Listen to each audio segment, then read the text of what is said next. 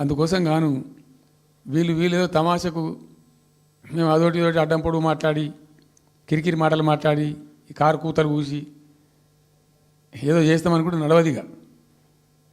ఈ ఏళ్ళ దాకా వేరే కథ రేపటి నుంచి వేరే తోలు తీస్తాం ఎక్కడికక్కడ ప్రజలు ఖచ్చితంగా ఎక్కడికక్కడ నిలబెట్టే ప్రయత్నం చేస్తాం అడుగున చెక్ చేస్తాం ప్రతి విషయంలో చెక్ చేస్తాం sufficient time we have given మేము తొందరపడి మేము ఎందుకు కన్నెర్రి అయ్యి మా ప్రభుత్వం పోయింది వీళ్ళు వచ్చింది అనేటువంటి ఒక పిచ్చి అయ్యి అట్లా మేము చేయలే అటువంటి వాడికి పోలే ఇష్యూల మీద పోరాడుతున్నాం ఒకే ఫీజు రియంబర్స్ మీద పోరాడుతున్నాం ఇంకోటి పోరాడుతున్నాం రకరకాల భూదందాల మీద దోపిడీ మీద అలాగా చెర్ల మీద పోరాడుతున్నాం పార్టీ కొట్టాడుతున్నది తప్పకుండా తప్పదు కాబట్టి కొట్టాడుతాం ఇప్పుడు మొత్తం మొదటికే ముప్పొచ్చే పరిస్థితి ఉంది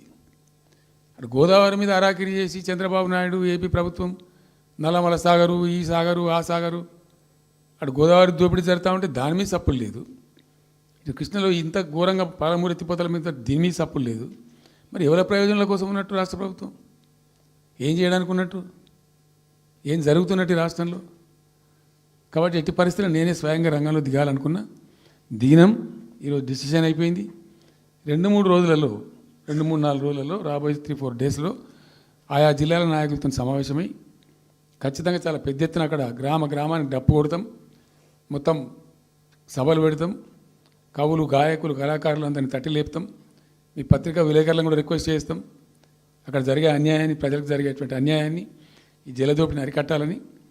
ఈ కేంద్ర ప్రభుత్వం అవలంబిస్తున్న విధానాన్ని కూడా తప్పకుండా చేస్తాం ఇన్ని రోజులు ఒక రకంగా పోయినాం కానీ ఇక తప్పేటట్లేదు ఇప్పుడు ఇక ఆయన నిన్నొచ్చి పెద్ద మనిషిలాగా మంచి చెప్తాడేమో అనుకున్నా తోలు తీస్తా అని అన్నాడు తోలు తీస్తాడంటేనే ఇక నేను చెప్పదలుచుకున్నా అయ్యేగా నా సంగతి వదులు కానీ మా సర్పంచులు వచ్చిండ్రు రా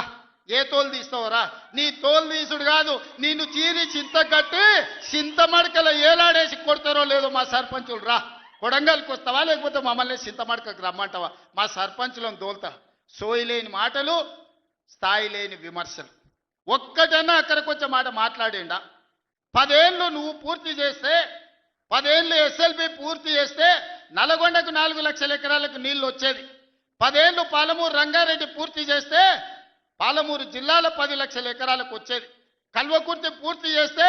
3.5 లక్షలకు వచ్చేది భీమా పూర్తి చేస్తే 2 లక్షలకు వచ్చేది కోయిల్ సాగర్ లేకపోతే ఏది చేసినా నెట్టంపాటు చేసినా నా మక్తల్ నారాయణపేట కొడంగల్ పూర్తి చేస్తే 1.5 ఎకరాలకు మాకు నీళ్ళు వచ్చి ఇవాళ కందులు వండించి జొన్నలు వండించి కల్తీ కళ్ళు దాగి బతికే పరిస్థితి మాకెందుకు ఉంటుండే మీరేదో తోలు తీస్తా అంటే తీపించుకోనికే లేము ఈ కండలు కరిగినాయి మిగిలిందే తోలు ఫస్ట్ నీ తోలు సంగతి చూసుకో నీ తోలు సంగతి చూసుకో ఊర్లో మాకు తెలుసు ఊర్లలో నాటుకోళ్ళు ఉంటాయి కదా కోని కాల్చినాక మనం మంచిగా కాల్చి తోలు తీసి పసుపు పెడతాం కదా మంచిగా తోలు తీసి పసుపు పెడతారు బిడ్డ మా కొడంగల్ వాళ్ళు నువ్వేదో తెలివితేటలు అనుకుంటున్నావు ఈ తమాషా మాటలు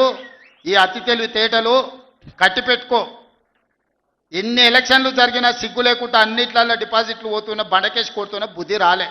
ఇప్పటికైనా మారుండ్రి